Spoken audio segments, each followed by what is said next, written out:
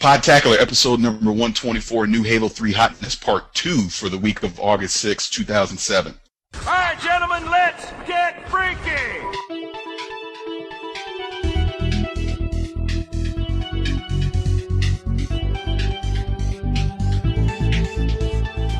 Well, hey everybody, welcome back to another episode of Podtacular, the unofficial Halo Universe podcast. What? I'm Fumo Jive.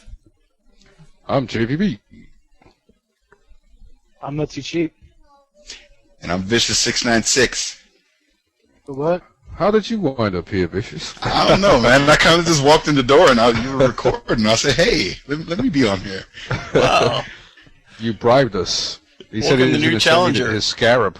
It's Halo, man. Like I told you, I've left Uncle Gamer. I'm Podtacular until September 25th, then I go back.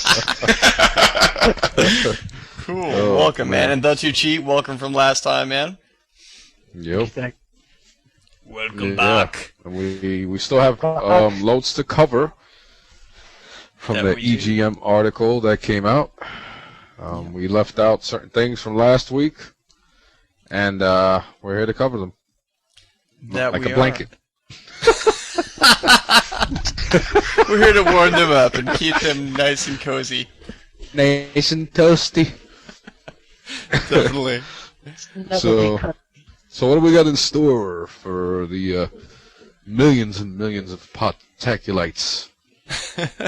Well, Podtaculites, let's start off with one from SGT Corona.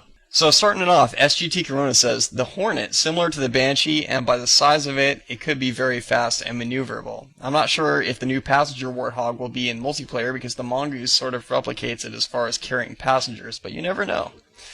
Let's talk about the Hornet. Did you guys happen to see that image on EGM and some of the other things?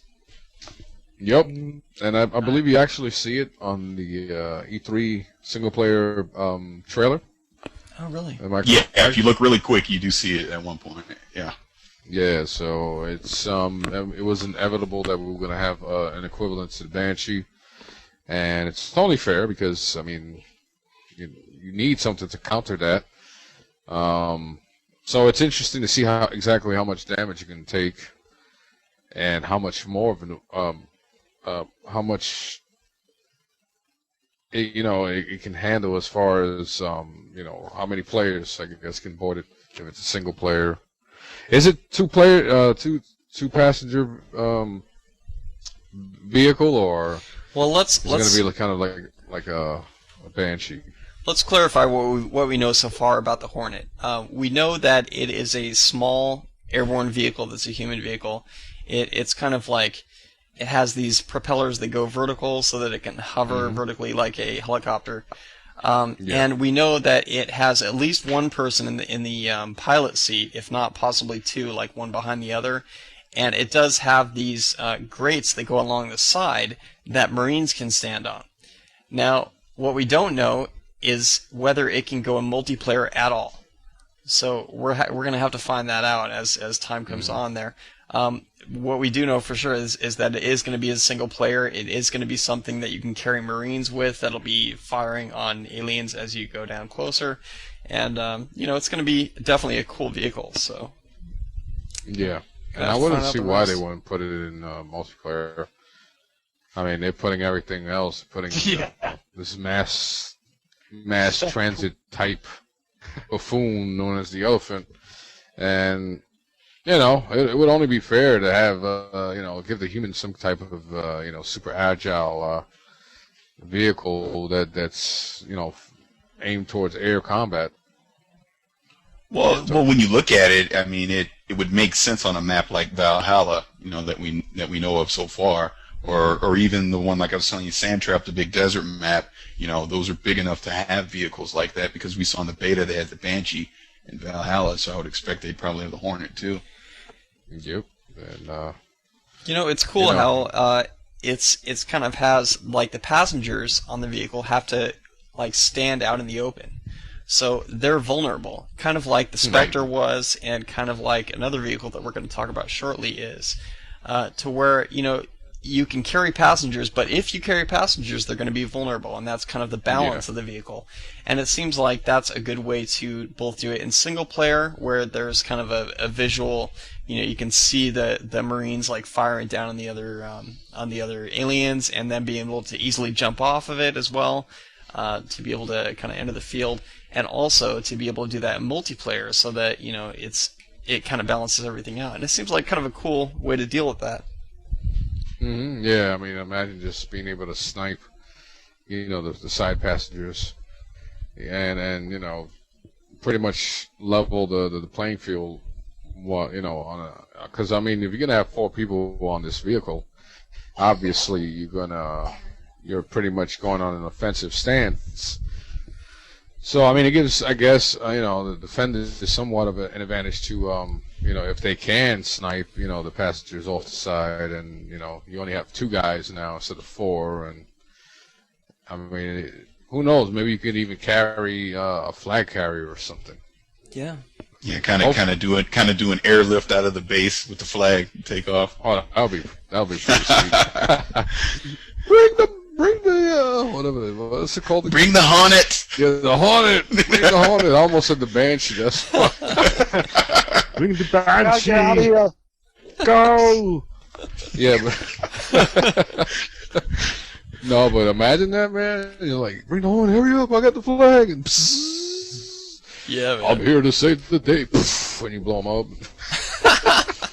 Yeah, but see, like I tell you, I'm addicted to the save film thing, and I don't even have a game yet. See, imagine you get the Hornet and you're lifting the guy up with the flag, and rocket launcher just blows it up in the air. I'd be rewinding that like a million times. I know. That would be awesome. Dude, that's a good replacement for the Pelican, though, because I mean the Pelican's great in single player, but as far as multiplayer, it's so guarded. You have if you have 8 people inside a Pelican, there's no way you can actually take down the Pelican. As far as take down the people inside the Pelican. So it makes you get your entire team in this Pelican. I know. You kill everybody in one shot. I mean, God forbid you're playing defend, like you capture the flag. Right. And everybody goes, dude, let's go and bombard their base, man. And everybody That's gets what on I the would say, Pelican man. and they Dude, die. let's go, man. Yeah, and they're all stone while they're doing it. Whoa, we all died and they got our flag. Rad. Man, what are we gonna do? That's the Cheetos, man. Anybody got more Twinkies? I'm hungry. Yeah, but yeah, I mean, knock on wood, man. Let's hope that it is on a multiplayer, because we definitely ache for more, flying excitement, some more variety when it comes to vehicles like that. We definitely ache for more flying excitement, man. Yeah. Aching, I must have it. Yeah, but you got to think though, they've got to have some kind of marine flying vehicle in multiplayer. I mean, we haven't had it in the first 2 games, so it makes sense. It would be And they're not gonna give us a Pelican. Get in the Pelican. Give us the Hornet, damn you! Get to the Hornet. Give me a Pelican, some lime. Rocks. Pelican on the rocks. What would you do for a Pelican? Yeah, so. All right, cool. Yeah. Well, he also mentions, yes, there is a successor to Lockout, Guardian or Jub Jub. Looks foresty in a way, great for ninja-based game types. The biggest vehicle of them all, the Elephant, and we talked about that in the previous one. But let's talk about Guardian, Jub Jub. Did you guys happen to see some of the screenshots of that? Dutchy, why don't you give us your opinion on Guardian, man? Well, unfortunately, I haven't had time to see Now, Vicious, is this what they showed at E3? No, they showed us Sand Trap at E3. The single player, the beginning. Oh, well, that was Sierra 117. Okay. So yeah, I'm with the two cheat. Then I haven't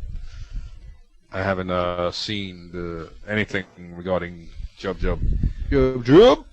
Okay, now let me just mention a few things that I saw from this, and maybe we can all kind of comment on this, or whoever wants to.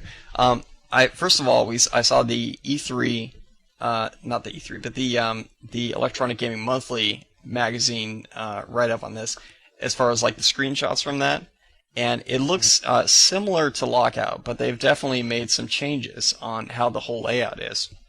First of all, that everything takes place in like a high level, like way up in the trees.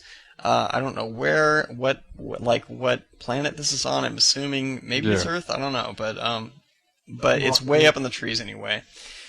In addition to being up in the trees, and there's trees all around and everything, and everything's green. There's also like a lot of overgrowth on all the parts of the level. So there's like vines that are kind of like moving in on the different walls and things like that, and on the floors, and they're kind of taking over the level. So there's that. It keeps it kind of interesting, and it makes it kind of a cool graphical flourish that goes on with that map. But also, one of the cool things, first of all, one of the changes I saw on the map that was a significant change was that the center of the map, on the top level, so like above glass, is circular instead of square. I don't know how that changes the gameplay, because I didn't see every single angle. Like I didn't see if you could still do the double jump onto the sniper area, or how that works. Mm-hmm. But I do know also that it looks to me like the gap between the top floor lift and the center above glass is now bridged, so you can actually like walk across that. So, oh wow, cool! It also looks like sweet. The top floor. There's kind of a passageway between, what is it, I guess the top floor. It looks like there might be possibly another floor on top of the BR tower.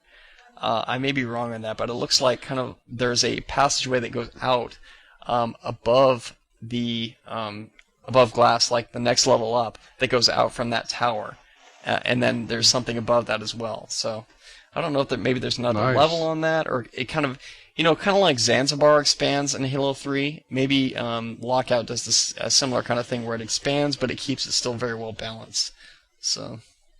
Oh, okay. Yeah, I'm sure they thought about it very carefully, and Lockout is amongst the top played maps in Halo 2. So to give us some form of next generation Lockout, it's going to be pretty awesome. Definitely. For sure.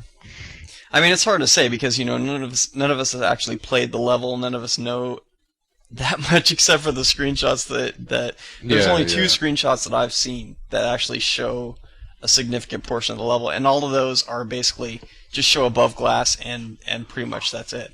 And a tiny bit of the other areas, but it's only leading to the other areas. It doesn't really show any of the other stuff. So, we'll see how that ends up and how the whole thing will kind of lay out. I really think it's going to be kind of a Zanzibar thing where it's going to expand on it and do it in a balanced way, and I'm looking forward to that definitely. So, everybody loves Lockout, and this is going to be one that'll really do the trick.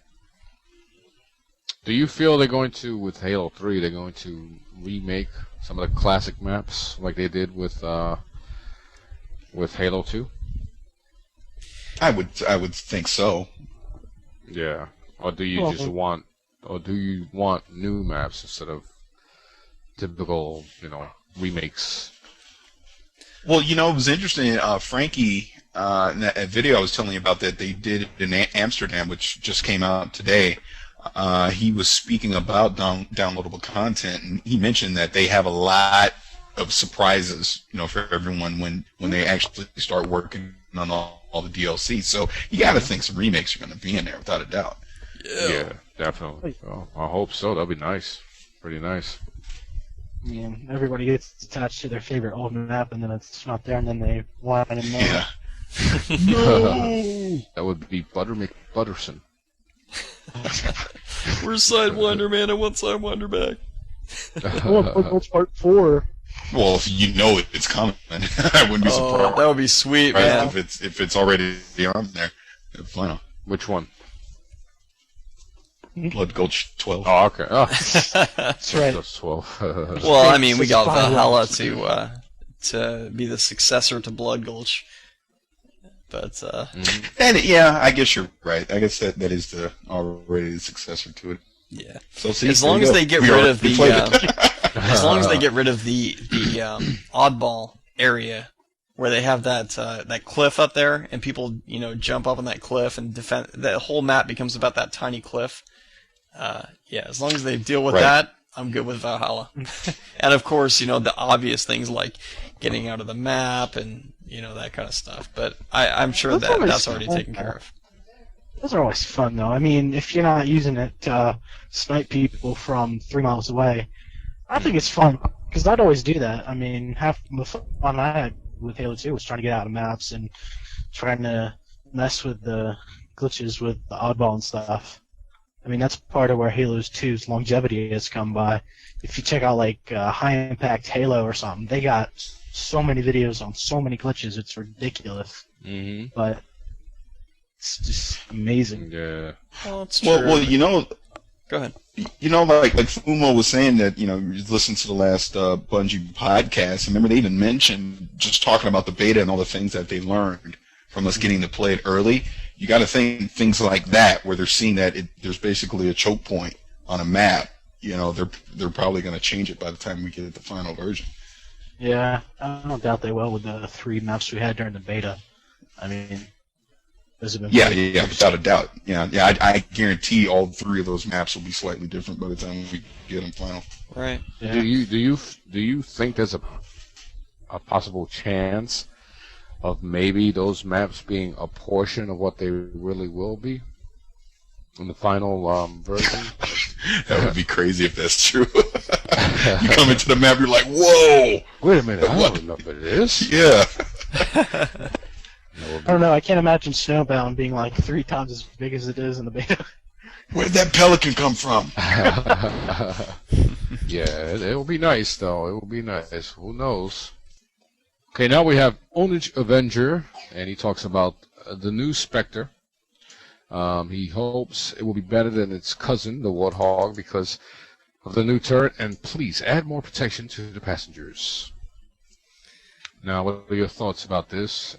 Once again, I do apologize because I haven't seen anything. I don't have the article in front of me. Okay. So, I mean, what exactly does it look like? Does it look like the old Spectre? Is it Well, I guess remodeled like everything else? let me clarify this. The brutes, I forget what it's called. I apologize to the listeners because I don't remember the name of it. But I call it the Brute Spectre because it's similar in the way of how many people it can carry. It has a turret on it, and what it looks like is basically a giant jet engine on a sled, kind of, except for it has like these 2 wings that go along the side that people can sit on. So behind the jet engine rather, is some kind of pilot that is able to kind of lead the whole way.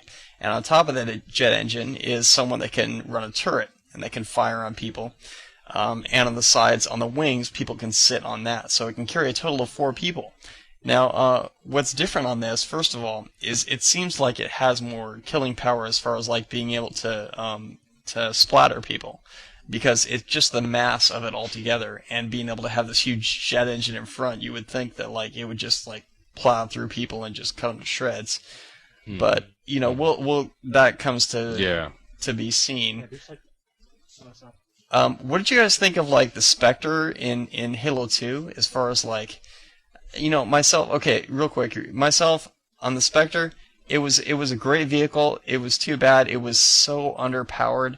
It was so vulnerable, and the weapon was so weak, and it was just so easily destroyed.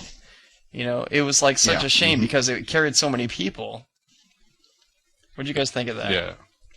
I agree. I think it was a good vehicle and design, but people just preferred the Warthog because the turret is weak.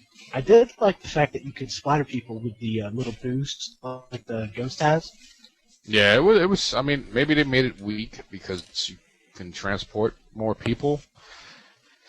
But I mean, regardless, it was good for doing glitches and stuff.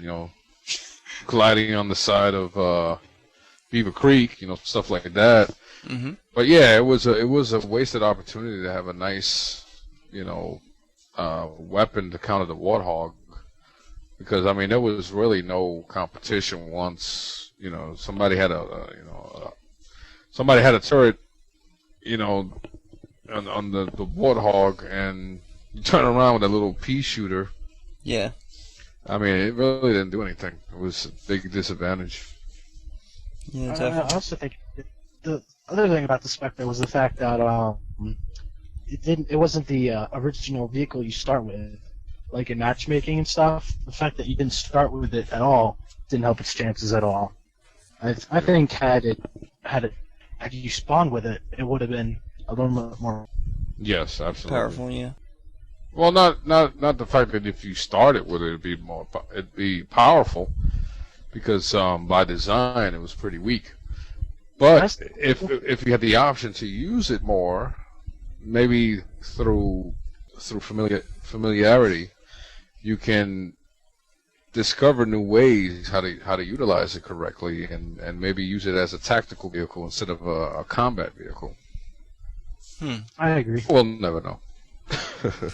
We'll have to find out when it comes out, but it seems like it's both a splattering vehicle and it has a significant turret, while it does leave the guys in the wings on the side open, and it has that balance going on to where you can bring 4 people into an area, but you still have 2 guys that could easily be taken out on the side. And I think that's plenty of capability of like balancing it out. I mean, we need a significant vehicle where you can bring more than 3 people in to an area. Mm-hmm.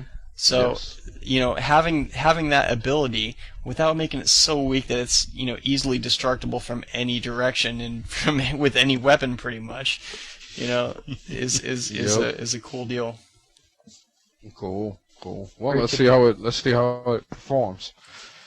Definitely. Okay, so number 5, he mentions the portable shield would make a great element in making movies, and as a replacement for the bubble shield and the shield recharger would be a little newbie, and I leave like that before I go crazy about noob-trocity. He's being kind of silly there. The shield recharger.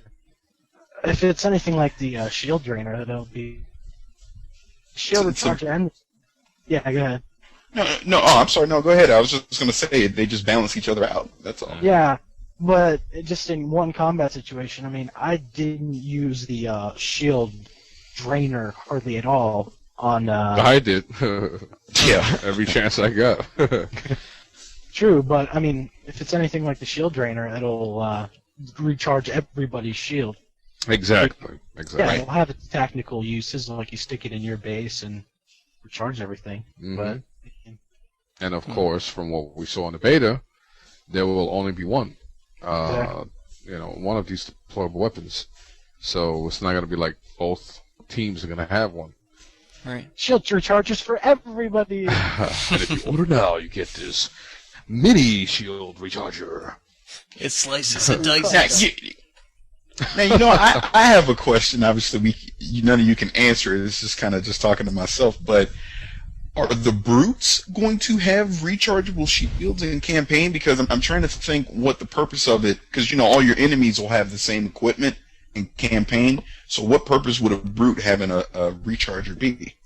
Well, from what I saw, like in the E3 trailer, single player trailer, they were utilizing the bubble shield.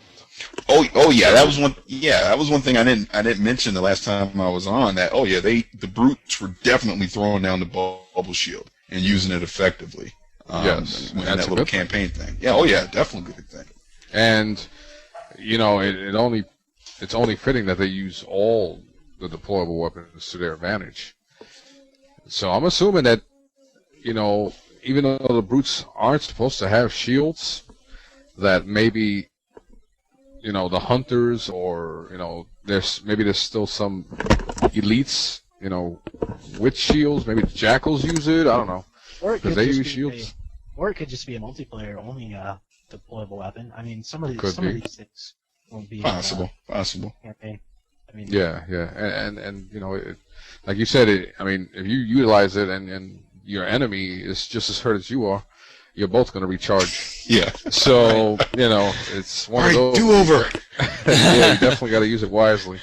You know, that's the thing is that I was going to mention as well is that the shield generator looks like it's possibly a human equipment, while the shield recharger, you know what I'm saying? The shield, the bubble shield looks like a human deployment, but the shield recharger and some of the other things that are like a sphere look more like a monitor.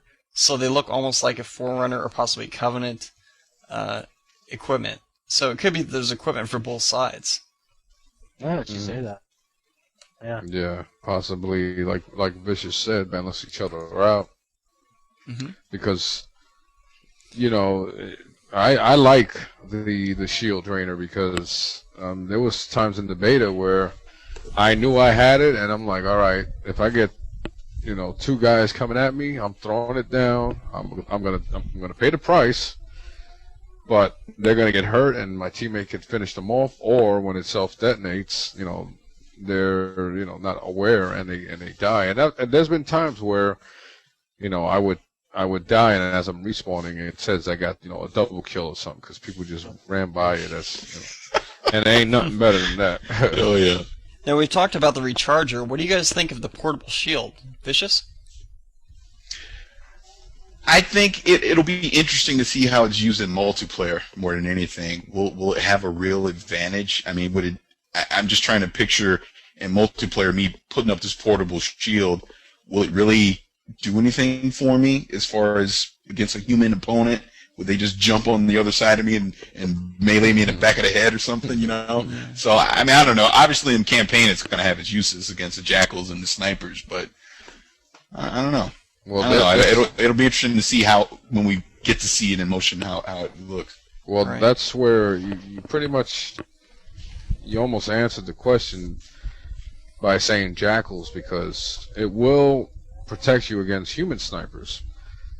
And you can set it in a spot where, let's say, you have cover, but there is, you know, the sniper knows there's an opening that you got to pass by.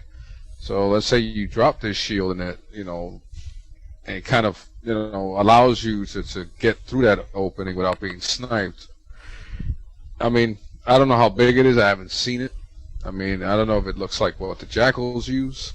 Right, so that's what I'm wondering, if it's like what the jackals have where you just stick it in place. And On that one, I really think it's similar to the way the Halo 2, like, it looked like the deployable shields were, like, for instance, the Covenant shields where it kind of, the shield generator was on the ground, and it kind of had an egg-shaped thing going on, to where it was like you could stand up behind it and you would be protected. So I think with that, you know, as long as you're at a significant distance to where at least BR range or beyond, then you could hide behind that and you'd be good enough to recharge your shields at least and be able to deal with anybody mid-range or beyond. So Yeah, because I from the sounds of it, it sounds as though it's mainly used to protect yourself from a longer distance, where you have the time to recuperate and you have enough distance between you and the enemy to see them coming, and you know, you can plan your next maneuver, you know. So it'll have its uses just like the like all the other equipment. I mean, people just have to figure it out for themselves. So. Yeah. I mean, I'm so far behind, you know, with all this some of the information that came out, but I mean, I'm definitely gonna check out the magazine when it comes out, newsstands.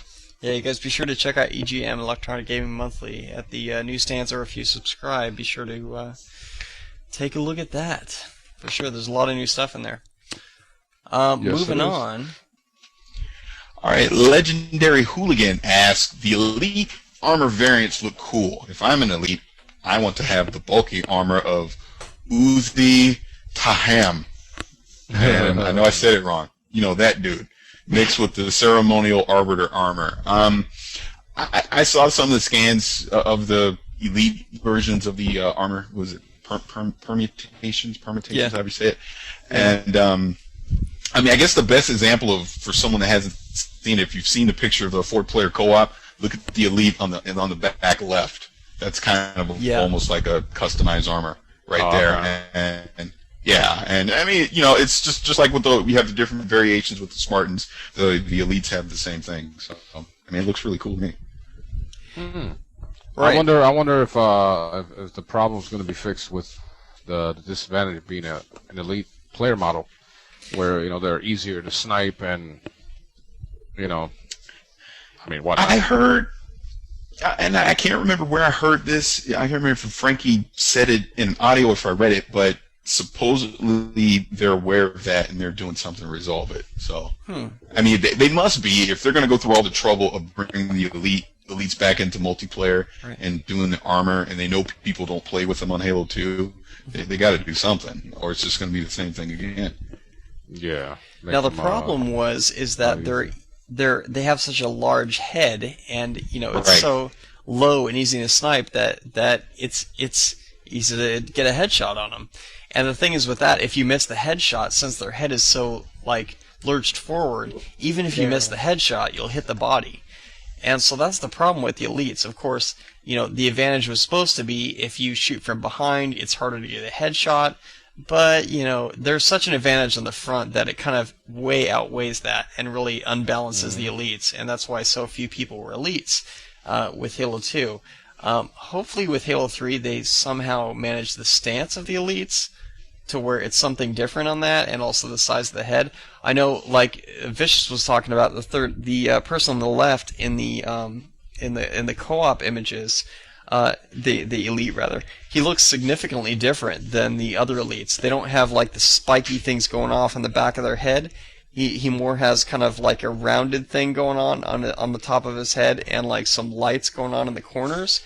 And it looks really interesting. It's kind of a cool permutation on the way normally elites look, and it's a pretty cool difference. More aerodynamic for when you want. Yeah. No. Helpful for some elite baseball. Swing that about. No. All right. So I mean, was there anything else with these customizable armors? Would they have any advantage to using them?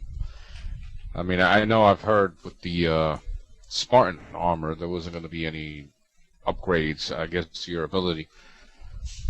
What about I don't think they add anything to your ability. It's just more of like from when they gave us the demo at E3. It's almost like a thing to kind of show your experience within multiplayer. Because I guess you can get this different armor. The more experience you get, and the longer you play, and wins, and all that kind of stuff. So, like I said before, JVB has his elite armor afro. We'll know he's been playing a long time. Oh, you definitely better believe that. I'm gonna be sporting the the elite afro with the Spartan flip flops. Yeah, awesome. Wow. your Covenant members only jacket. And my Prophet's Speedo. Yeah. He's the only member. No, my brute Speedos. Yeah, with the little fur and stuff in the front. Word. Yeah. How you like the Speedo? Nah, my Speedos are a little too tight. So the thing is with the armor variants is that they're definitely unlockable in campaign mode or co-op, one of the two or both. But the thing is with that is that there are definitely at least one or two that are available when you start. So you can go between maybe 2 or 3 different variants as far as when you first start off within multiplayer. But then once you play a little more campaign and you play there's certain challenges that you have to complete. Then once you do that, you can unlock some different armor variants, and you can be able to, have the eliteness that goes with, hey, I unlocked this, so I was able to, play with this variant. So definitely seems cool. Now let's say this. Let's say I'm gonna throw a scenario out there, and let's say with all this talk of new armor, what happens if Bungie comes out and pulls an Oblivion on us and say, "Hey, we have new armor for 500 Microsoft points"? How would you feel about that? I think everyone that buys it, they would get laughed at in multiplayer. You knew, but did you buy that armor? Unless it offers some sort of ability, enhancer. Nobody's gonna buy it. Yeah. They better not have an ability enhancer, dude. That's that's what I was about to say. That's like Magic the Gathering, man. It's like, if you spend more money, you're a better player. That's right. stupid, man. It's like whoever has the most money is the best player, Then what's the point of even having a game based on skill, No, I think Plus my Bungie. strength. They wouldn't do that. Yeah, I couldn't see Bungie charging for armor. That would be pretty bad. They would draw the line at that, definitely. As far as like actually having armor that has a tactical advantage over other armor, definitely not. I'll buy it if it has the Podtacular logo on it. Exactly. Actually, I could see them doing like a Mr. Chief or something. Just to be funny. They probably But- Mr. Chief. Yeah, but that's about it. Yeah. funny. armor. Mr. Chief. I don't know, man. Or David Hasselhoff Chief. Yeah, there you go. I've been talking about freedom. Freedom. When I was a little boy. Oh, man. All right, well, we better wrap it up here. Send in your I'm comments. going delirious here. Sorry. Hilarious. Send your comments to podtacular@gmail.com. We depend on your submissions to keep the show going. Keep an eye on podtacular.com for an invitation to send in stuff for next week's show. Yes, and you can call. Here I go again with this. You know what? That's too cheap. You take this one. You can call our listener voicemail at 206-888-HALO and leave a Halo-related message. We play these back regularly on the Customs and Collins show, which will return eventually. Be sure to check us out at podtacular.com, and while you're there, check out the forums. There's a lot of buzz about Halo 3 and other stuff. And thanks to all the people that contribute to Podtacular, whether it's working on the community or site or contributing to our PayPal. I don't get any money. Anyways, to help out with the hosting bill or subscribing to the show and reviewing, those guys in iTunes, they couldn't do it without you. Because I'm like, wait, I am Podtacular. It is us. I'm Podtacular to the September 25th. Yeah. Contributing to our PayPal to help Vicious's wealth. That's right. Buy me a copy of Halo 3. Aww. Well, check out the other shows on Gamercast Network, Gamertag Radio, Uncle Gamer, and the Gamercast Network Video Game Show. And until next time, guys, I'm Fumo Jive. I am BJV. JVB. I'm That's too JVB. cheap? Sorry. And we have Vicious696 here. And keep Yeah. on fragging trucks, guys. From UncleGamer.com. So What are you talking about? I'm Podtacular, man. Get it right. yeah, I know, right? He's the unofficial third person of Formerly from UncleGamer.com, we have Vicious. the gamer formerly known as Vicious.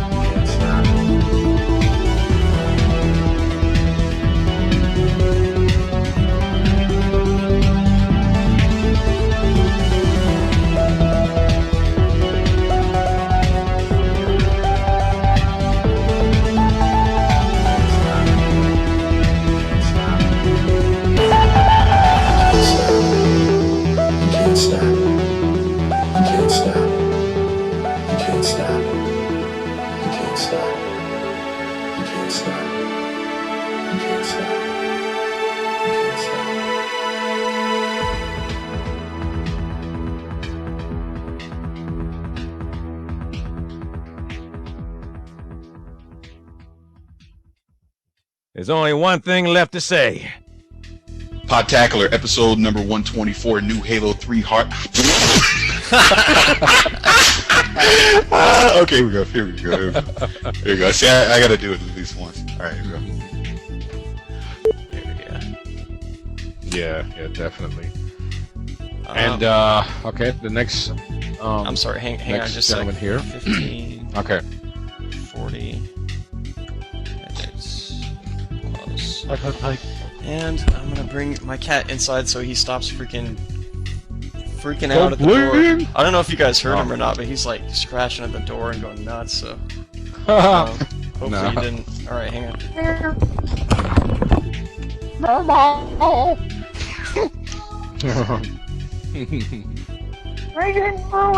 Ah. Attacking the wolves. So I guess I'll continue with the two cheat. Ah. With Marine 3000. My cat's eating my cord. He's gonna freaking Ah. break it. it doesn't have. It has. It doesn't Bubba. have as. You know. It's. What? The lag there. Yep. Yeah, I'm gonna run to the fridge real quick. There's something, Alright. right? Yeah, no problem. Well, more like jog, but I'll be back. Hello. Hello. Walk. Yeah, it was more like a speed walk, actually. Not a Speed jog. walk. Power walk. Yeah, Like a nice. slow speed walk. Gotta swing the arms, man. It's good. It's good for the I don't know, balance or something. Actually, you laugh, man. When I gotta run up and down them steps all day, Yeah. I swing the arms, boy. It keeps me balance. Really? That's good to know. And Work out, Howard. And it gives me that special oomph. I said it totally wrong. But you know, Podtacular and Say it again if you like. everyone knows what I'm talking about. Go to podtacular.com and see Gamercast Network's very own video game show at videogameshow.net or org. I forgot. You gotta forgive me, guys. .org. I covered all dots. I'll fix that. Oh god, yeah. He's gonna dub over my voice. It's gonna be like .org. .org. .org. Alright. You can call our listener voicemail at 21. Let's try that again. 210. Blast off.